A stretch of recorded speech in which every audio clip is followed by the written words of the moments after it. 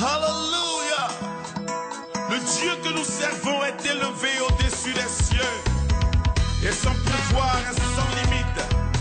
Il est un Dieu puissant qui fait des miracles dans nos vies. Si seulement tu peux croire en sa parole, tu verras sa gloire se manifester. Hier, je suis sorti avec mon épouse. On est allé manger une sauce un peu piquante. Parce que vous savez, avec son état, elle a souvent des envies. Donc, elle m'a tiré, on est parti au quartier Apollo. Et on s'est assis devant un bon plat qui sentait bon et qui était très chaud. Donc, on a commencé à manger et on a commencé à parler de beaucoup de choses. Et lorsqu'on faisait notre mariage en 2011, elle a l'une de ses cousines qui était pâtissière. Une jeune dame très dynamique, très gentille. La quasi-totalité de la réception le samedi lui avait été confiée. Mais un an après notre mariage, cette jeune dame est décédée. Elle était enceinte de jumeaux. Elle a perdu d'abord un enfant. Et le deuxième enfant a pourri dans son ventre et elle est décédée. Mais ce qui m'a choqué, c'est que ma femme m'a fait comprendre. Et je vous assure que pendant qu'elle parlait, moi qui ai l'habitude de la fortifier, j'avais peur.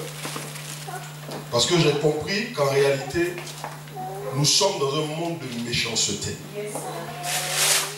Et les personnes qui ont été à la base de la mort de cette fille, c'était ses deux sœurs. Ses sœurs, avec qui elle mange, elle dort. Simplement parce que la jeune fille a vu les agissements de cette dernière et qu'elle voulait se retirer d'elle pour se tourner vers le Dieu vivant. Elles l'ont blagué, même forcé, à aller faire une adoration à Mossou. Après ça, la semaine qui a suivi, elle est rentrée dans le coma. Elle a perdu d'abord le premier enfant et ensuite elle-même elle est décédée. Et l'une des sœurs qui est à la base de ça aujourd'hui, elle commence à être aveugle. Et mon épouse qui était en train de me dire, tu vois, dans la vie, tu vois les gens, mais tu ne connais pas le fond du cœur des gens. Ton propre frère avec qui tu manges dans l'assiette, celui-là il peut être animé de jalousie sans que tu le saches. Vous êtes en train de manger, il va déposer un petit basse dans ta nourriture et puis le tour est joué, on dit coup de maladie. Hier nous étions encore à un enterrement, un papa du quartier quand j'étais à la race à Trècheville qui est décédé. Et tout ça on passait ça en revue pendant qu'on était en train de manger. Et lui encore c'est sa soeur qui a mis poison dans sa nourriture et puis il est mort à 60 ans. Amen. Je ne suis pas venu ce matin pour vous effrayer, mais je suis venu vous dire que nous sommes des survivants. Amen. Dieu a veillé sur la vie de chacun de nous. Amen. Écoute, pendant même que tu ne peux même pas t'imaginer que la personne qui est en face de toi est ton ennemi, il a déjà fait fétiche contre toi. Mais parce que Dieu a ses regards sur toi, quand tu as marché sur le fétiche, c'est lui son pied qui s'est enflé. Dieu a veillé sur toi pour que l'année 2014 soit une année de victoire. Amen. Certainement tu as cherché de l'argent, tu n'as pas eu la somme. Tu es fâché contre Dieu. Alors que ce qu'il a fait, c'est trop grand. Alléluia. Alléluia. Dans le livre de Ageux, le chapitre 2, au verset 3, l'Éternel a posé la question de savoir quel est le survivant parmi vous qui a vu cette maison dans sa première gloire. Comment la voyez-vous maintenant? Au verset 9, il dit, la gloire de la seconde maison sera plus grande que celle de la première. Je suis en train de t'annoncer ce matin que ceux qui ont comploté contre ta vie en 2014, ils ne savaient pas que tu étais un survivant qui avait été sélectionné pour l'Éternel. L'année 2015 est l'année que Dieu a préparée pour que tu sois un héros devant ceux qui avaient prévu ta chute seront ceux-là même qui vont assister à ton atterrissage en gloire. Parce que l'Éternel t'aura déjà sécurisé. Alléluia. Ce matin, nous sommes venus renouer une alliance de vie avec Dieu. Écoute, ne sois pas découragé parce que tu n'as pas reçu ce que ton cœur cherchait. Mais Dieu t'a donné ce qu'il a prévu pour toi. La Bible dit que par la foi, nous saisissons les choses qui n'existent pas comme si elles étaient. Alléluia. Et tu vois, ce qui est intéressant pour nous en tant qu'enfants de Dieu, c'est que quand l'ennemi se lève, Dieu est déjà debout. Amen. Alléluia. Amen. Je lisais le livre de Job et j'ai découvert quelque chose qui m'a fait comprendre un peu ce qui était à la base de l'échec de Job. La Bible dit que le jour où les fils de Dieu se sont réunis devant le Seigneur, le diable était là-bas, mais Job lui-même, il n'était pas là. Alléluia. Vous savez, la Bible nous dit que nous sommes assis dans les lieux célestes en Christ. Par ta prière, ta position spirituelle n'est pas vacante dans le ciel. Quand on regarde ton siège, tu es là. Mais quand les fils de Dieu se réunissent, qu'on ne trouve pas Job, ça veut dire que Job avait abandonné la vie de prière. Alléluia. Mais je suis en train de te dire ce matin qu'en 2015, ce qui te permettra d'être assis à ton poste élevé, c'est ta communion avec Dieu et ta vie de prière. Toutes les fois où tu seras en train de parler au Seigneur par le Saint-Esprit, aucun démon, aucun sorcier, aucun ennemi ne pourra aller parler de toi sans que tu aies déjà parlé à ton Dieu. Job a été surpris parce qu'au rendez-vous, il manquait à l'appel. Ne sois pas de ceux qui manquent à l'appel du Seigneur. Chaque fois quand tu te réveilles le matin, rends grâce à ton Dieu. Tu occupes ta position élevée en Christ. Quand ton poste est vacant, les gens peuvent comploter contre toi. Tu ne seras que celui qui subira les circonstances de la vie. Alléluia. Ce matin, j'ai un message de vie pour toi. Ce message va te faire du bien. Et le Saint-Esprit va nous faire du bien. Aujourd'hui, papa a dit que c'est un culte d'onction. Il y a l'onction physique de l'huile, mais qui est transposée dans le domaine spirituel et qui affecte notre vie. Je n'ai jamais compris comment on a déversé de l'huile sur la tête de David et puis il est devenu puissant. Ça veut dire qu'il y a quelque chose qui est au-delà de l'aspect physique de l'onction d'huile qu'on met sur la vie de quelqu'un. Alléluia. Parce que l'huile, en réalité, apporte la confirmation de ce que Dieu a déjà établi. Parce qu'il dit, vous savez quoi? Tout ce que vous lirez sur la terre sera lié dans le ciel. Ça veut dire qu'en réalité, la chose est préalablement établie dans le ciel et nous la concrétisons sur la terre. Lorsque l'huile va toucher ta tête, c'est parce que Dieu t'aura déjà consacré. Quand l'huile va toucher ta tête, c'est parce que ton travail qu'il a prévu pour toi est déjà accordé. Lorsque l'huile va toucher ta tête, c'est-à-dire que Dieu t'a déjà établi dans le ministère en tant qu'évangéliste, prophète, apôtre, pour que tu sois une source de bénédiction pour les nations. Ce que nous allons faire ce matin, c'est confirmer ta position en Christ.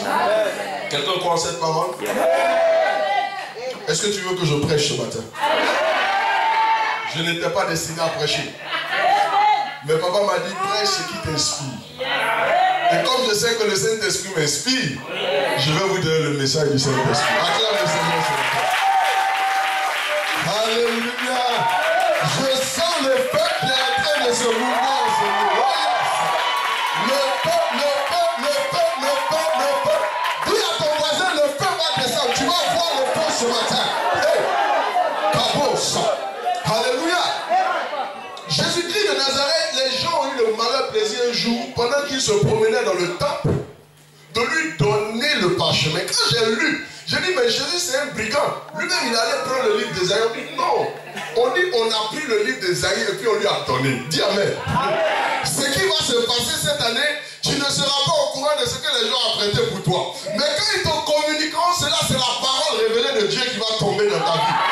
Parce qu'en réalité, Dieu a déjà préparé ton miracle, ça t'attend, oh mon frère.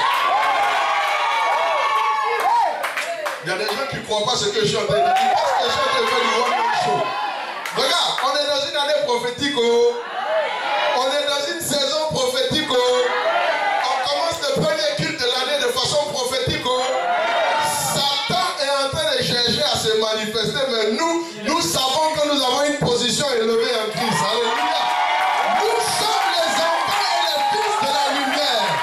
Aucune ténèbre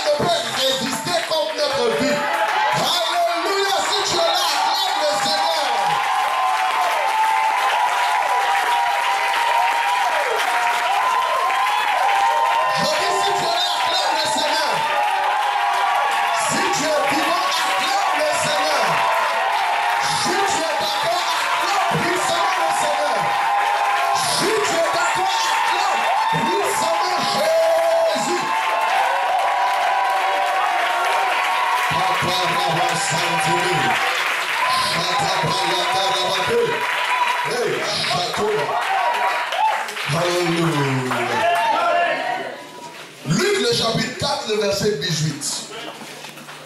Je vais commencer par le verset 17 même. Verset 16. Il dit ceci. Il se rendit aussi à Nazareth où il avait été élevé. Et il entra dans la synagogue le jour du sabbat, comme aujourd'hui. Comme il en avait l'habitude, comme toi et moi. Il se leva pour faire la lecture biblique. Et on lui présenta le rouleau du prophète Ésaïe. En le déroulant, il trouva le passage où il est écrit: l'Esprit du Seigneur repose sur moi, parce qu'il m'a désigné par l'onction. Pour annoncer une bonne nouvelle aux pauvres, il m'a envoyé pour proclamer aux captifs la libération, aux aveugles le recouvrement de la vue, pour apporter la délivrance aux opprimés. Amen. Et pour proclamer l'année de grâce accordée par le Seigneur. Amen. Il roula le livre, le rendit au servant et s'assit. Dans la synagogue, tous les yeux étaient braqués sur lui. Alléluia. Amen. Voilà des gens qui se sont trompés. Un monsieur qu'on commençait à critiquer partout. On voit qu'il a l'habitude de se rendre au temple. On dit bon, on va voir s'il sait lire. Donnez-lui le rouleau. Et comme c'est un homme de destinée, c'est quelqu'un qui a été prédestiné à être l'agneau de Dieu.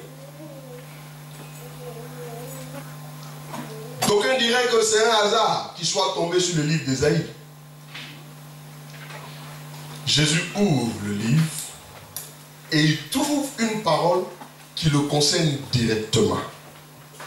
Et il reprend la parole et dit: l'Esprit du Seigneur l'Éternel repose sur moi, parce qu'il m'a conféré l'onction. Ce matin, je veux te parler du caractère sacré de l'onction. Te parler du caractère sacré de l'onction et de la puissance qui découle de l'onction du Saint-Esprit. Jésus-Christ, par ce passage, commençait à annoncer son ministère terrestre. Il allait instruire les gens sur toute sa feuille de route. Vous savez, quand on doit faire une mission, on te dit les lieux où tu dois passer. On te dit les résultats qu'on attend de toi. Nous, on a l'habitude de recruter les consultants. Donc, dans ces thèmes de référence, on dit voilà les résultats qu'on attend de lui.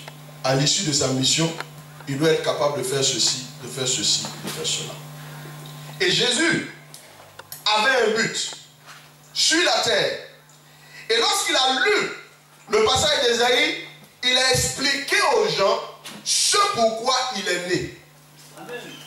Mais les gens n'avaient pas bien compris ce que Jésus expliquait. Parce que pour eux, les missions pouvaient être accomplies simplement. Donner de la nourriture aux pauvres. Quelqu'un qui a beaucoup d'argent peut le faire. Guérir ceux qui ont le cœur brisé. Il suffit de connaître ce qui brise son cœur et puis le lui accorder. Si tu as de l'argent, tu peux le faire. Alléluia. Amen. Mais Jésus va ouvrir la page de sa mission en disant quoi?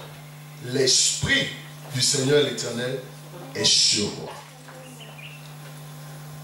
Jésus annonce qu'en réalité, pour pouvoir réaliser la mission que Dieu lui a donnée sur la terre, la seule chose qui pourra l'aider à le faire, c'est le Saint-Esprit. Amen. Il ne dit pas l'onction du Seigneur est sur moi. Il dit l'Esprit du Seigneur est sur moi. Parce qu'il m'a donné l'onction. Qu'est-ce que c'est que l'onction du Saint-Esprit? L'onction du Saint-Esprit, pour ceux qui notent, c'est la capacité surnaturelle que le Saint-Esprit communique à un individu pour atteindre sa destinée. Amen. C'est la puissance c'est la force. C'est la motivation que le Saint-Esprit communique à un individu pour accomplir sa destinée. Ça veut dire que si tu rentres dans une nouvelle année, que tu as un projet, tu as un objectif à atteindre, il ne faut pas penser que tu pourras l'accomplir par tes propres efforts et par tes propres forces.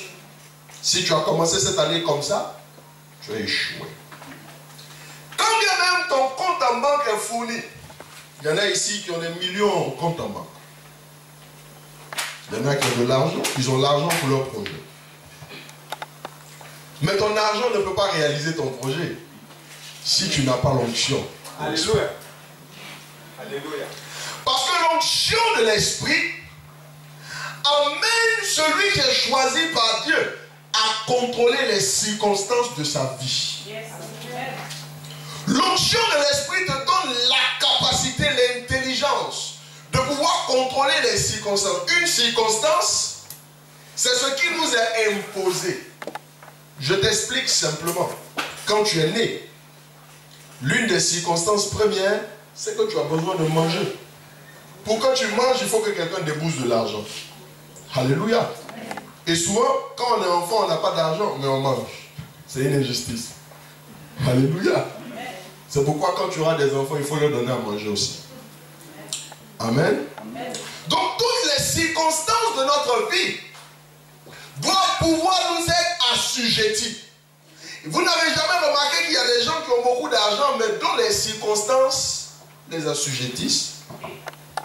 Il a beaucoup d'argent. Mais depuis, il ne peut même pas avoir un enfant.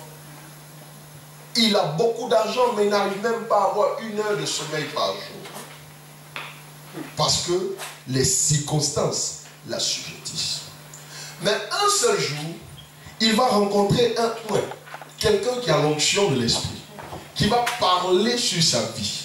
Ce monsieur peut ne même pas avoir d'argent, mais l'onction lui donne le pouvoir d'assujettir les circonstances. Amen.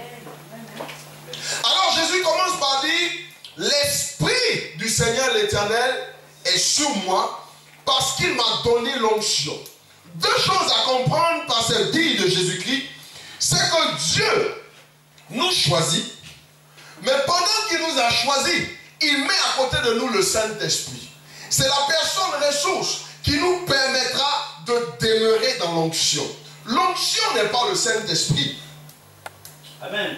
L'onction, c'est la puissance qui découle de notre communion avec le Saint-Esprit. Yes. Tant que tu es en communion avec l'Esprit de Dieu, tu demeures sous la puissance de l'onction de Dieu. Si tu n'as pas de communion avec l'Esprit de Dieu, tu n'auras pas d'onction. Ne crois pas que l'onction de l'Esprit demeurera dans ta vie le jour ou après le jour où on t'aura imposé les mains avec l'huile. Non. David a été identifié comme étant l'homme selon le cœur de Dieu. Parce que quoi? Il a prié son Dieu et lui a dit, s'il te plaît, ne me retire pas ton Esprit Saint. Parce que David connaissait ce qui maintenait l'onction dans sa vie. C'était la présence de sa communion avec le Saint-Esprit. Pour cette année qui est en train de commencer pour toi, mon frère, Dieu a déjà établi les projets que tu dois réaliser. Amen. Tu dormais certainement, tu as vu des choses en songe. Tu as vu une opportunité se présenter devant toi. Et tu veux la saisir. Tu veux la prendre. S'il te plaît, oublie ton argent. S'il te plaît, oublie tes relations. S'il te plaît, oublie tes connaissances. L'onction de l'Esprit te donnera d'être positionné et te permettra d'accomplir ce que Dieu a prévu dans ta vie. Vous savez, c'est l'un des secrets que Jésus-Christ lui-même a enseigné à ses disciples. Je partageais une fois une parole avec papa et il a dit quelque chose qui a ouvert mon intelligence. On était en haut. Il a dit, quand Jésus-Christ a envoyé ses disciples, il leur a enseigné de vivre de façon surnaturelle. Il les a envoyés 2 à 2. Et il a dit, allez-y. Ne prenez pas des vêtements de rechange. Des gens qu'on envoie en mission. Ne prenez ni bourse, ni chaussures. Allez-y.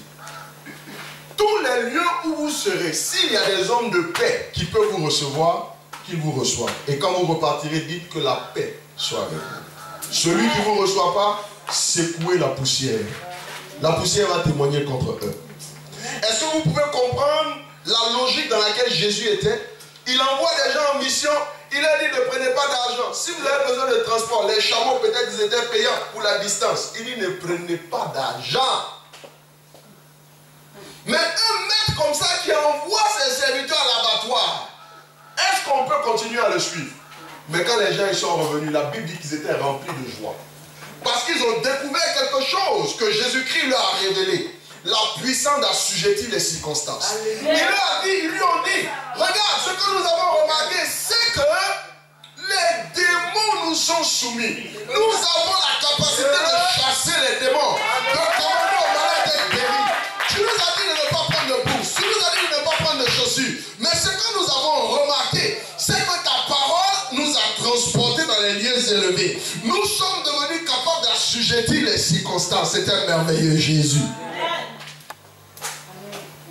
Vous voyez, aujourd'hui, nous sommes des chrétiens. Nous comptons un peu sur notre petit fétiche, notre argent. L'argent est devenu notre fétiche.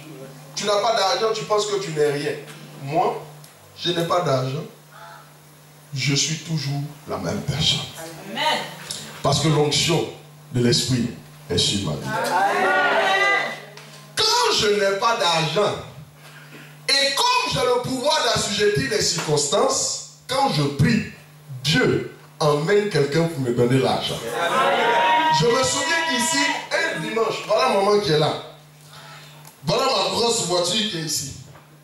Je n'avais plus une seule goutte de carburant. Je n'ai pas demandé l'argent à quelqu'un. Je partais et puis maman s'approchait de moi. Elle m'a tendu un bon de 10 000.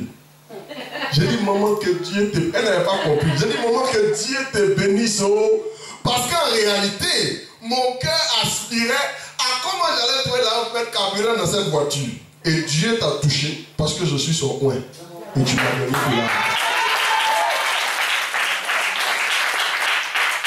Et c'est pas quelque chose qu'on expérimente aujourd'hui qu'on n'expérimente pas demain. Tu expérimentes ça aujourd'hui parce que tu as choisi de vivre de façon surnaturelle. Dieu va toujours créer des circonstances qui te soient favorables. Alors Jésus-Christ de Nazareth dit à ses serviteurs, il a dit, allez-y sans bourse, allez-y sans chaussures, allez-y sans sandales. Parce que ce que je vais vous enseigner, c'est la seule chose qui vous permettra d'étendre le royaume au-delà des frontières de Jérusalem. L'église est spirituelle. L'église a une racine spirituelle. On ne bâtit pas une église avec de l'argent. On ne bâtit pas une église avec des relations. On bâtit une église avec la foi. C'est pourquoi Jésus a dit que les portes de l'enfer et du séjour des morts ne prévaudront jamais contre mon église. Écoute, si tu es assis dans la maison de Dieu, si tu as accepté de lier ta destinée à Jésus-Christ de Nazareth, ça veut dire que toi aussi, tu ne dois plus marcher en fonction des circonstances de ta vie. Ça veut dire que toi aussi, tu dois pouvoir épouser la vision surnaturelle de Dieu. Crois que tout ce que tu dois obtenir pour cette année doit te venir par la foi uniquement. Quelqu'un peut changer sa mentalité ce matin? Quelqu'un peut changer sa mentalité ce matin? Écoute, tu as beaucoup de projets dans le cœur. Mais la Bible enseigne que les hommes, effectivement, ils ont beaucoup de projets dans le cœur. Mais c'est le dessein de l'Éternel qui s'accomplit. Mais la Bible enseigne aussi que Dieu révèle toujours ses desseins à ses serviteurs, les prophètes. En réalité, celui qui est un prophète, c'est celui qui a épousé la vision de Dieu, qui marche par la foi. La Bible dit que les justes de l'Éternel marchent et vivent par la foi. Ils ne marchent pas selon leur vue. Alors quand Dieu veut te révéler son plan, il veut que ta vie soit une vie entière de foi. Amen. Speak. Quelqu'un peut renoncer à son argent ici? Quelqu'un peut renoncer à son diplôme? Tu vois pourquoi tu n'as pas encore d'emploi? Parce que tu te dis toujours, moi je suis un ingénieur, pas plus 5, plus 6. Ton diplôme là, il y en a qui ont ça dehors, c'est versé. J'ai un de mes frères, un moment que j'avais voulu aider, je lui ai dit, tu vois, moi quand j'ai commencé à travailler, bac plus 4. Mais le salaire que j'avais, ce n'était pas salaire de bac plus 4. C'est un peu on fait. Et puis on prie. C'est une affaire de foi, mon frère. Il dit non, moi je suis un ingénieur. J'ai dit ingénieur. Où tu vas partir, on ne va pas te donner salaire d'ingénieur. Il faut apprendre un peu. Quand tu connais, là, en fonction de ce que tu connais, Dieu va bénir. Et puis on va te payer en fonction. Il ne m'a pas écouté. Il a fait ce qu'il a voulu. Où il est parti, même salaire de... On ne lui a même pas donné un salaire d'ingénieur. Maintenant, il n'a plus de bouche pour parler.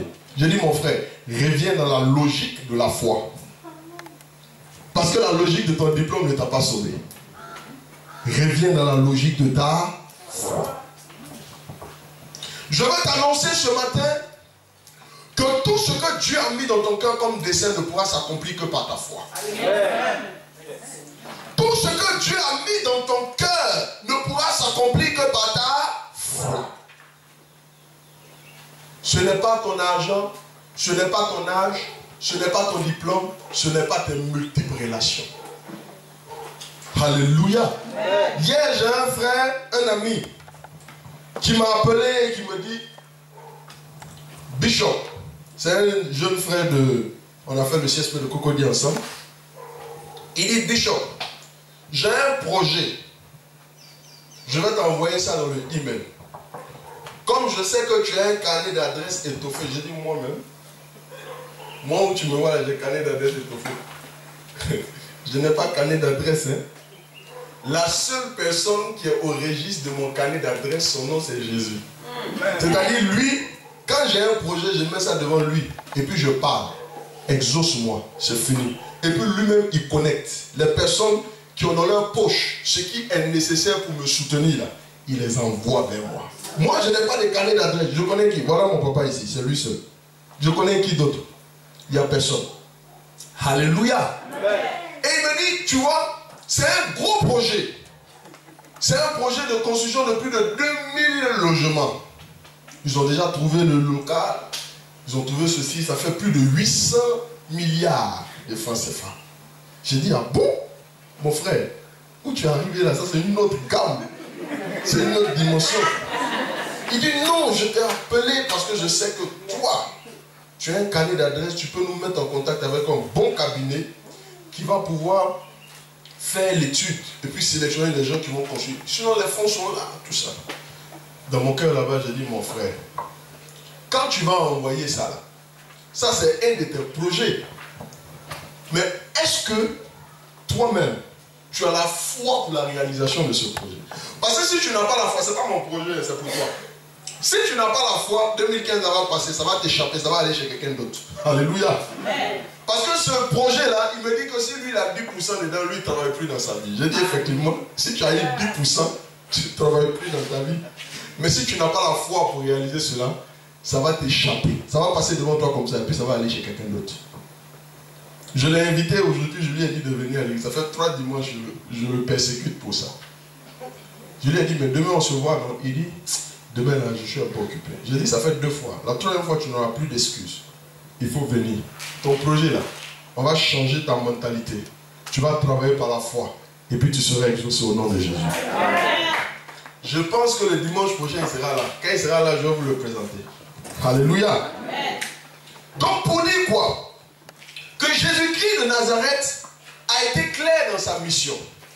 La première chose qu'il a dite, il a dit, l'Esprit du Seigneur l'Éternel est sur moi parce qu'il m'a désigné par l'onction pour annoncer une bonne nouvelle aux pauvres. Le ministère de Jésus-Christ de Nazareth n'a jamais épargné les pauvres.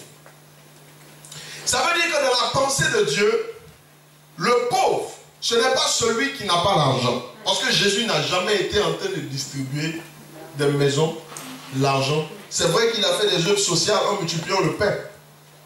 N'est-ce pas? Il a fait d'autres œuvres sociales.